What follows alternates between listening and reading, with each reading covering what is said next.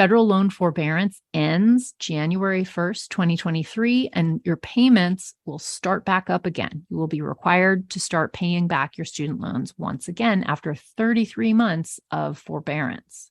Now, it takes 6 weeks to process this loan debt forgiveness application. So ideally, you want to get in your application. Remember, it takes 3 minutes. You want to get in your application by mid-November so that your forgiveness will be processed before those loan payments start back up again in January.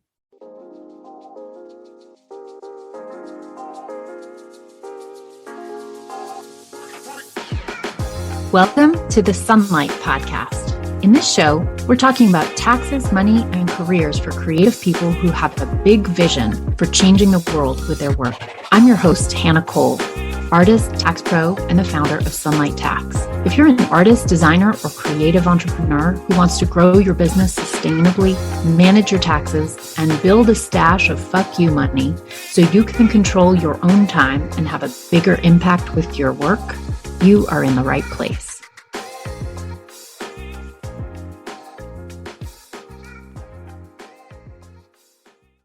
Hello, welcome. Today on the show, I want to talk about how to cancel your student debt.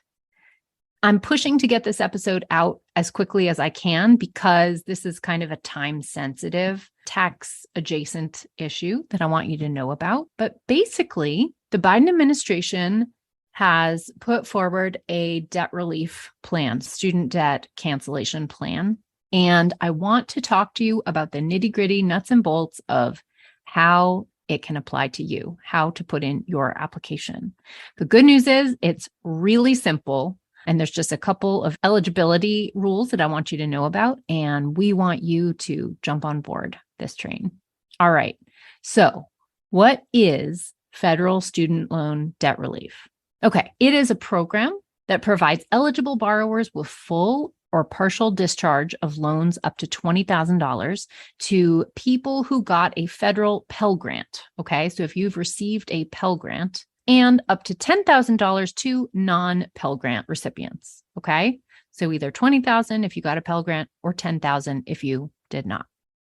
Who qualifies?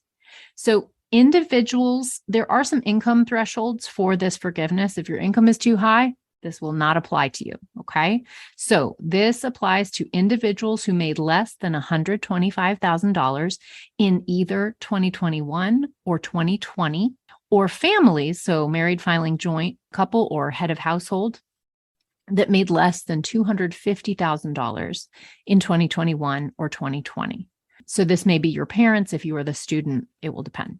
If you filed federal taxes, your income requirements are based on your AGI. That is your adjusted gross income. And so I want you to know, as you're listening to those numbers, $125,000 for an individual or $250,000 for a family, that your AGI is going to tend to be lower than your total income. And so if you don't disqualify yourself immediately based on those numbers, you want to actually just go back to your 2020 or 2021 tax return and look at line 11, which tells you what your AGI was on the tax form. Okay, this is a number you can absolutely just look up and you can know the answer. So how does this program work? Basically, you are going to submit an application to the Department of Education. The Department of Education will, through their online website, and I'm going to give you that website and put it in the show notes. And then the DOE is going to determine your eligibility and contact you if they need more information. Okay? Your loan servicer will notify you when your relief has been processed. Okay? Now you will find I have taken a lot of that information directly off the Department of Education website. I'm just telling you here. All right. So a couple of things I want you to keep in mind, and then we're going to get really nitty gritty about this. All right. So you can apply. Applications opened October 17th, 2022. So I recommend you apply as soon as possible. Do it today. I kid you not that this application will take you between 1 and 3 minutes. It is that short. There's just a little bit of info you need, and I'm going to tell you all of it. Okay. your deadline to apply. The applications will be open all the way until December of next year. So December 31st, 2023. But I highly, highly, highly recommend that you apply as soon as possible for various reasons that I will get into. Not least of which is there are some lawsuits trying to block this. And it may be that only the people who applied early actually get the forgiveness. And if you, apply late after various lawsuits and judgments have gone through, you won't get it. So I would just hop on the ball here. The other reason that I highly recommend that you apply for this student loan forgiveness as soon as possible is because our national loan forbearance ends this January 1st. So January 1st, 2023, repayments of federal student loans begin again. Now, you may have kind of forgotten that existed, possibly, because we have had over 33 months without payments being required. So we've all had a long break from making our student loan payments. And that's been, hopefully for you, really nice. I know a lot of my clients and people that I work with have been able to actually really increase their savings and do a lot of, really increase their financial health generally because they've had that cash because of not having to immediately pay their student loans. But repayments begin again January 1st. And so you don't want to be caught off guard and be surprised when those start back up again. Just an interesting little wrinkle here is that a lot of new borrowers who may have graduated within the past 3 years may have been experiencing this loan forgiveness without ever really consciously thinking about it because you may have never had to make a payment yet so far. And I'm here to tell you that's about to change. Okay, so just want you to be aware of that January 1st repayment restart. Okay, so let's talk about the loan forgiveness. This is a one-time loan forgiveness. The application was launched in October. This applies only to federal direct loans. This is really important, and there has been some sort of confusion over this, okay? Most FFEL loans, FFEL, and private loans do not qualify. Now, initially, there was some talk that they would qualify, but basically some lawsuits have stopped it from being the case, okay? So if the loan is held by the federal government, the actual debt is the federal government, then it is a forgivable loan. If it is simply guaranteed by the government, but the loan is actually held privately, I'm afraid you are not eligible. And I know that this does leave some people out and it stinks, but if you think about it, and you think about how those lawsuits are going down, basically the federal government can forgive debt that it holds, right? But it's pretty hard to be like, hey, Nancy lent $100,000 to Bob, and now the US government is saying that Bob never has to pay Nancy back.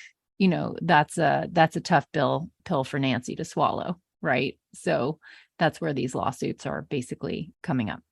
So the amount forgiven, just to repeat, can be anywhere from $1 to $20,000 at the max. If you have received a federal Pell Grant, then you may have up to $20,000 forgiven. If you have not been a Pell Grant recipient, then you can have up to $10,000 forgiven. And again, those are subject to your adjusted gross income being below those thresholds that I mentioned before, $125,000 for an individual or $250,000 for a family. Now, what loans actually qualify here? Current student loans qualify if parent income limits qualify, and if the loans are prior to June 30th, 2022. So the debt has to be from before June 30th, 2022. Okay, that's not that long ago. Now, some sad news, if you have left the federal system and refinanced, that refinance loan, I'm sorry to tell you, does not qualify for forgiveness. Hey, I'm interrupting this episode of the Sunlight Podcast to tell you about a class that I'm giving that's free to help you organize for taxes and grow that giant pile of FU money. It'll help you understand your taxes and fortify your business. I'm going to talk about the mistakes that every creative person makes when it comes to their business. And I'm going to talk about some steps in the framework that I use in my programs that will help you get yourself organized, understand your situation better, and get your head right about growing a pile of fuck you money. It comes in the packaging of a very creative, friendly space. It's a safe space with no jargon. I make no assumptions about you having any financial knowledge beforehand. So you can just come as you are, feel safe, and learn what you want to learn. Register for the class. It's free at go.sunlighttax.com/register. Now, here's your action plan. This is what I want you to do for this one-time student debt forgiveness. I want you to apply ASAP because possible there's lawsuits holding this up and stuff may change. Even today, I was checking on the website and it says, here, I'll read it to you. Application is open, but debt discharge is paused. As a result of a court order, we are temporarily blocked from processing debt discharges. We encourage you to apply if you're eligible. We will continue to review applications. We will quickly process discharges when we are able to do so, and you will not need to reapply. Okay, so everything points to go for it. Just put in your application. Okay. But like I said, there's some stickiness about some lawsuits happening. So security, let's just basically talk about some security issues when you do this application. You don't need that much information to fill out, but it should be absolutely accurate. And you want to make sure you do it somewhere secure. Do not fill this out in a coffee shop, at your friend's house, on any kind of public Wi-Fi network. You want to be on a secure network in a private space. Processing time may take 4 to 6 weeks. I have heard them saying 6 at this point. And the Department of Ed is recommending that you apply before November 15th so that you have 6 weeks of processing time.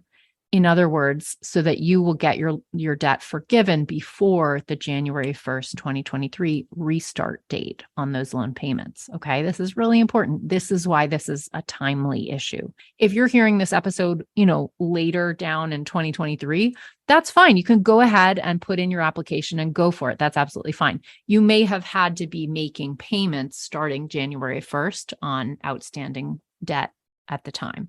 Your loan servicer will be the primary contact once the DOE approves the amount, and also re-amortization of your loan payment after forgiveness is applied. So what does that mean? The amortization of your loan payment just basically means what is the schedule of repayment and what proportion.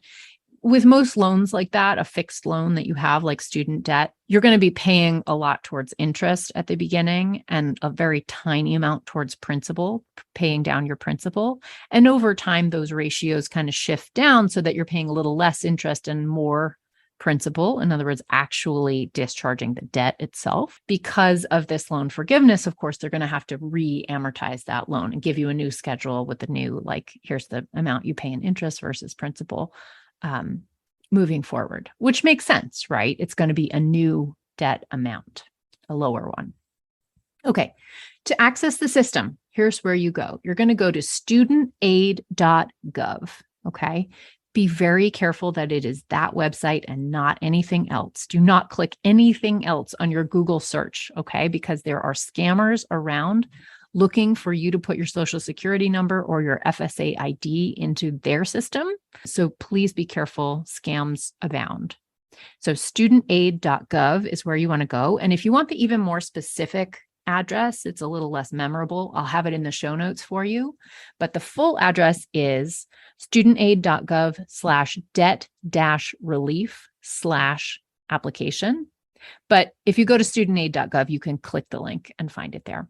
You are not going to need your FSA ID the first time when you apply, but you probably do have an FSA ID, and I do recommend that you verify the contact info associated with that ID. This is going to be actually very important. So here's kind of a hot tip from a tax person on how to do this. I want you to try to match the FSA ID address that you have with your address that appears on your tax return, your 1040 personal income tax return. I want you to match that exactly, okay? So if your FSA ID or your tax return says, Cherry Street, and street is all written out, then I want you in this application to write out street, make the letters match exactly. If you wrote Cherry ST period, then I want you to write Cherry ST period on your application. I know this sounds really nitpicky and detaily, but this is actually going to result in faster processing for you. So it is a big deal for a minor issue. All right. Should take about 6 weeks to be processed. You can keep checking your loan account, and that's how you're going to see that it's gone through. And when the time comes to prove your income, so understand that you do not need to actually prove your income yet. That time will come later. And the proof that you will need, you can show one of the following 3 documents. It's going to be based on your 2020 or 2021 income. And so here's, for those 2 years, you can show either your tax return, so your 1040 personal income tax return from 2020 or 2021, or you can show an IRS tax return transcript from 2020 or 2021, or if you did not file a tax return, you can submit an IRS verification of non-filing letter from 2020 or 2021. Now, this one is going to be particularly important, especially if you are a lower income taxpayer or from a lower income family, because a lot of US taxpayers do not actually file tax returns because their taxes are, their Medicare and Social Security is already withheld and they do not owe federal tax. Okay. So that might mean you'd need this loan forgiveness even extra special much. So it's going to be very important for you to go ahead and get that IRS verification letter that said you are a non-filer. Okay. And that is available at irs.gov. Okay. Last word I want to give you on all of this stuff is please be aware of scams. Scams do exist around this. So please be careful. Your loan servicer is not going to call you and encourage you to get loan forgiveness. Think about that for a second. They're making money off the fact that you have this debt. They're not particularly thrilled about it being forgiven, right? So they're not going to come to you, okay? So if somebody calls you saying that they're your loan servicer, I would just hang up. Do not accept that, and do not give them any personal information. There are scams where people are calling up taxpayers saying that they are the loan servicer and asking for people's FSA ID, their social security number, etc. Do not do that. Just go directly to the studentaid.gov website and fill in the information yourself, okay? And if you need to contact your loan servicer, just log in the portal that you usually log in on, okay? So here are the takeaways from today's very short episode. I want you to apply for federal student loan forgiveness as fast as you can, immediately. The application is incredibly short. You do not need much info for it. It will take you about 2 to 3 minutes. No joke. Federal loan forbearance ends January 1st, 2023, and your payments will start back up again. You will be required to start paying back your student loans once again after 33 months of forbearance. Now, it takes 6 weeks to process this loan debt forgiveness application. So ideally, you want to get in your application. Remember, it takes 3 minutes. You want to get in your application by mid-November so that your forgiveness will be processed before those loan payments start back up again in January. All right. And remember, my quick tip was I want you to check your FSA ID address, make sure it's accurate. Check your prior year tax return address, and I want you to enter in your application the address exactly the same way that you listed on your tax return. This will just speed up the processing. It will avoid them having to do any extra checks or matching in the background that might slow down your application.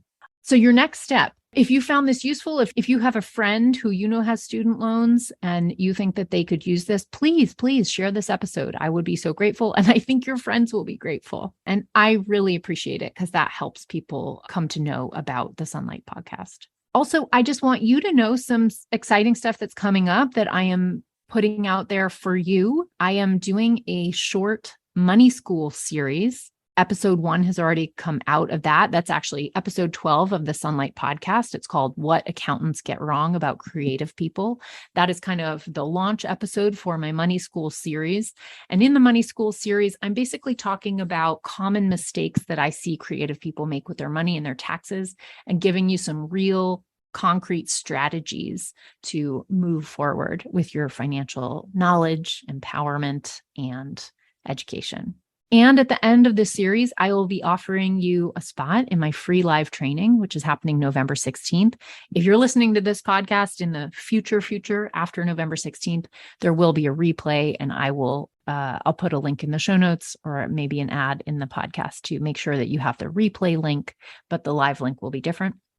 So just be aware that Money School series is going to help you out, and I'm really, really excited about it.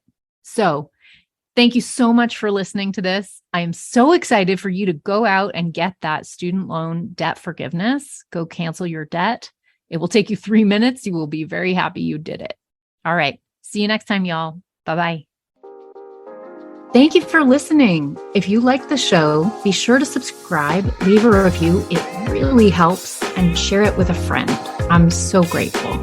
This podcast is for education and entertainment only. Nothing in this episode should be taken as individual tax or financial advice. You can find all the tools, books, and links we reference at sunlighttax.com/podcast.